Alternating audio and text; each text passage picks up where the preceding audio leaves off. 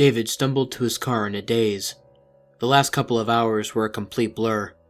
Haunting images would sporadically cross over his mind, slowly reminding him of the hell he was now leaving behind. He felt in his pocket for his phone and dialed 911. There was no way he could explain any of this, but for some reason, his first reaction was to call. Maybe they could just come here and confirm that it's a normal house and nothing more. They could put his mind at ease and he could go home, live a normal life with... Then he remembered. The dirt under his feet slipped around him as David tore back to the house. Maggie. Maggie was in there. As he ran, he flipped through his phone, looking for the old texts he knew he'd sent. But there was nothing. There were texts to Maggie and from Maggie, but all of them were blank. David swore under his breath as he reached the door. He tried the knob, but it was no use. With both fists, he pounded on the door, screaming Maggie's name. Nothing. His fists were red and burning, and David slumped to his knees, palms dragging down the door as he went. After a few moments, David felt his eyes sting. He had left her in there. The woman he loved went in there to save him, and took his place. He had to find a way in. There had to be another way in. David rose to his feet with a renewed energy, but before he could move, he felt his phone vibrate. It was a text, and looking at the name gave him relief. It was Peter Terry. Maybe he could help. Hey Dave, you alright? Haven't heard from you in a while. Peter, dear God, man, where are you? I'm in the house. I went to find you, man. I told you not to go. Whatever, man, that doesn't matter anymore. I need to get back in. Do you know how? Go around back. There's an oak next to the house with a trapdoor at its base. Go through there. It's the service entrance. What? Why the hell would this place need a service entrance? Just get to the tree, man. I'm trying to help you. David didn't have time to ask anything more. He took off running down the porch to the other end of the house, leaping over the side rail and landing in an awkward pile below. He could see the tree wasn't far. Or maybe it was. The tree was so big that the depth perception was hard to figure. And was that tree even there before? Sure, he had other things on his mind earlier, and who really takes notice of trees? But this one was massive. He ran up to the side, and there it was. A small wooden door on the ground below it, like one of those old cellar doors houses used to have leading to their basements. David looked around him and behind his back, and he wasn't even sure why he did. He just had one of those feelings. Shaking it off, David yanked on the handle. The rusted hinges groaned in protest, but after a few hard pulls, it gave way and revealed the darkness below. With a heavy sigh, David slowly made his way down. It was very dark down there, but soon, David was hit with a smell that put the darkness to shame. It was like burnt hair covered in manure and mold. He spit onto the ground. He could almost taste the smell. David got his phone out and turned it to its highest brightness. It wasn't much, but he was at least able to see the surrounding walls. Looking around in the dim light, David noticed something strange. He hadn't been in too many underground tunnels, to be fair, but he assumed the walls would be dirt or mud or something like that. He couldn't quite see what it was, but it wasn't anything man-made, or that could pass as dirt. Curiosity got the better of him, and with his phone outstretched, he went up to one of the side walls. He had to get close to see it, with the phone almost touching the wall. David's eyes grew wide. No, it can't be. With his other hand, David prodded at the wall. It gave a bit, but was solid. He was reminded of the smell, and now knew its origin. It was flesh. The walls of the tunnel were covered in burnt skin. David moved the phone a few inches and followed the light. He saw areas where different skins were sewn together with some rough metallic string, almost like copper wire. One section in particular made his stomach turn over on itself. It was a face. A human face, stretched out and elongated, with the eyes and mouth sewn shut. The nose was removed, and the hole that was left behind was sutured as well. Maybe it was the smell or the sight of this, but David couldn't take it. With a lurch, he turned to the side and vomited on the ground. The tunnel went on for ages. What was most likely only a few minutes felt like hours to David. He had to get inside and save Maggie. Nothing else mattered. Peter was a friend of his, but if it came down to it, Maggie was the first to save. Peter could rot in there if need be. But then again, he was the one that told him about this path. David's mental debate ceased after something from behind touched him. With a start, he spun around and was face to face with nothing. Confused, David brought his phone up and reached out into the blackness. Nothing. Nothing except a wall. A wall that wasn't there 2 minutes ago, rank and covered in flesh. David screamed and pounded on the wall in front of him, and it gave only slightly. The hall was shrinking, trapping him in as he walked. It hit David like a train. He was in the service tunnel, but he was in the house. It had him. There was no going back. The house was pulling him in, and it was glad to see him.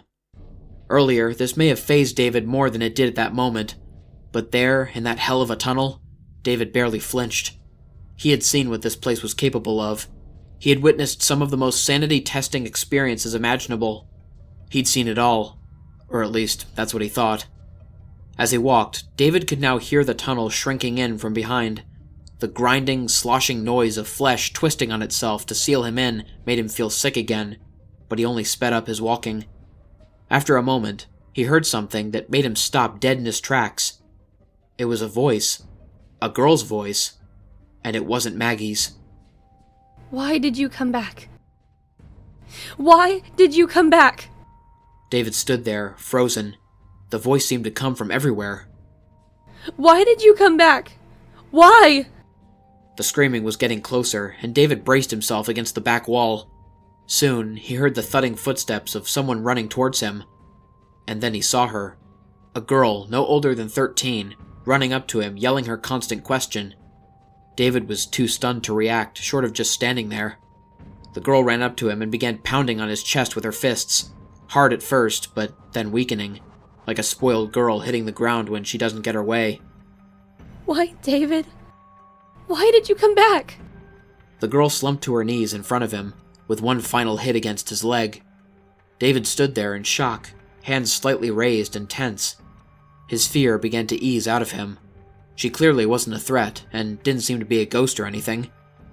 "Hey," he began. "It's all right. Who are you?" The girl jumped slightly at his words. Slowly, she lifted her head to look at David. His heart sank as he saw her face. No eyes. Absolutely no eyes. Blackness. And when she spoke, he could see inside her mouth. No tongue and no teeth. Just a void. You came to save us, didn't you? The girl stood up and brushed her hair out of her face. For some reason, even taking into consideration how terrifying she should have been to David, there was something oddly normal about this girl. She had shoulder-length brown hair and was skinny as a rail, with a few specks of freckles across her nose and cheeks. Even her clothes could have been found in any store.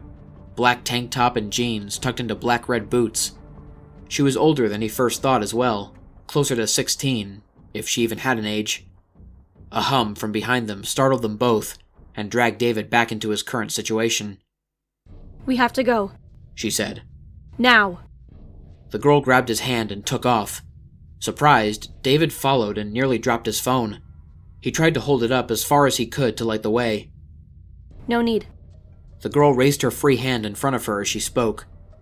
I got it. She mumbled something under her breath, something that couldn't possibly have been English, and a glowing light pulsated in front of them and followed. It was like a spotlight from above that was following their movements. The hum from behind was getting louder and louder as they approached the first fork in the tunnel. Without hesitation, the girl veered them over to the right. Clearly, she knew where she was going, and David wasn't about to argue. After a moment, the humming stopped, and they stood in front of a ladder leading up into darkness. Just up here! The girl began to climb the ladder before them. David snapped back into reality, and he was incredibly confused. Wait! The girl stopped mid-climb and looked over her shoulder. Look, I know this is weird. No. I know what weird is. I've seen weird. Who are you? I'll explain soon, okay? We just really kind of need to get out of here, okay? No one's supposed to be here, and we are, so... And with that, the girl returned to her climb. David was about to retort, but the hum from behind grew louder. Survival outweighed understanding at that point, and David grabbed the ladder and followed the girl, leaving that tunnel, hopefully, for the last time. The ladder led the pair into an empty room. It almost looked like a huge broom closet. A few scattered buckets and mops were lining the wall, but for being a part of the house, it was very unassuming. The girl next to him shook herself off and shoved her hand toward David. Her mood swings were clearly something to be impressed with, and David reluctantly took her hand and shook it. You're probably wondering who I am. And why I know you. The girl didn't even wait for David to respond. My name is Natalie, and this is sort of my house. What are you talking about? How is this your house? This place is your house? I know, but you have to understand what happened. It wasn't always like this. And what the hell? What was that thing you did with the light down there? Yes, I know. This is all a part of it. It all relates. Just let me explain. Natalie paused and looked at David. He closed his mouth and looked back at her, letting her know that she was now free to talk without interruption. This is my house. I know it may seem like hell right now, and you're right, it is. My family kind of dealt with some weird stuff. We moved into this house about 10 years ago, and it was nice. A small, quaint place, yeah, considering I'm used to the city, but it was nice. The problem is, my family, we can do things. Witches, I guess. Natalie kind of laughed at the thought. Mostly just parlor tricks, like that light show you saw in the tunnels. But some of us, like my brother, took it a bit too far. He started to mess with some dark dealings. Demons and summonings and the like. I mean, summoning isn't always bad. I can summon a cat, for instance, which is kind of cute. But what my brother dealt with was far worse. We would try and tell him to end it, but the power was kind of getting to him. Peter was never one to listen to reason. Peter? The idea was circling David's head, but he wasn't quite ready to accept it. Peter had been his friend for years, he thought. This one night 7 years ago, my brother took it too far. Summoning demons for a few minutes here and there wasn't enough for him anymore. He needed more. We would ask him why he was so obsessed with all this, and he would only respond by asking, why not? What happened over the next few nights? It's kind of hard to talk about it. Even with her blacked out eyes, David could tell this memory really pained the young girl. All of this hell, was because of her brother, his friend. It seemed to David that this girl was just as much a prisoner as he was. "All right," David said, putting a hand on her shoulder. "Then let's get you out of here." David took a look at his surroundings. His heart jumped slightly as he glanced around. Aside from the hatch in the floor they just entered through, there wasn't any other exit. Just smooth cement walls. "Do you know where we are?" he asked the girl, hoping to God she had some idea. Yeah, of course. She said, with a bit too much hesitation for David's liking. It's my house, isn't it? And with that, she made her way over to one of the far walls. The surface of the wall was a smooth, brushed gray cement. There was no way through, no door, nothing.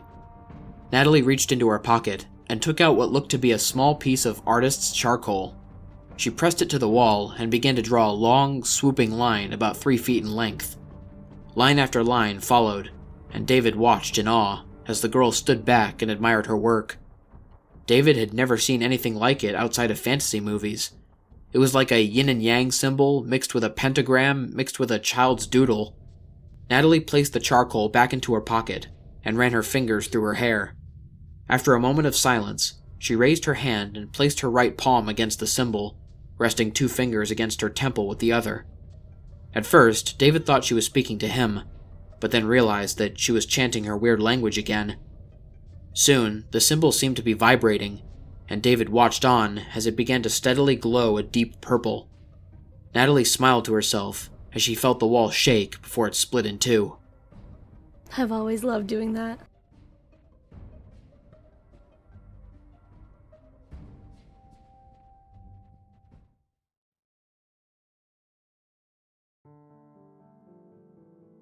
What's up, everybody? This is the Lone Wolf here.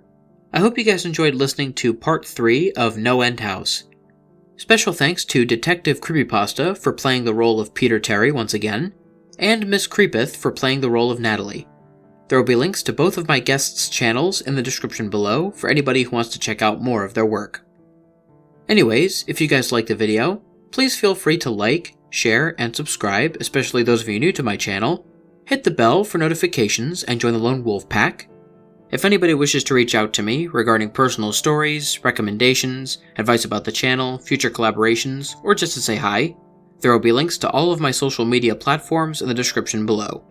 I'm mostly active on Twitter and Instagram, but I also have an email, Discord server, and TikTok account that you can message me on as well. Until next time, stay spooky. And remember, the hunt begins when the moon is full. Sweet dreams.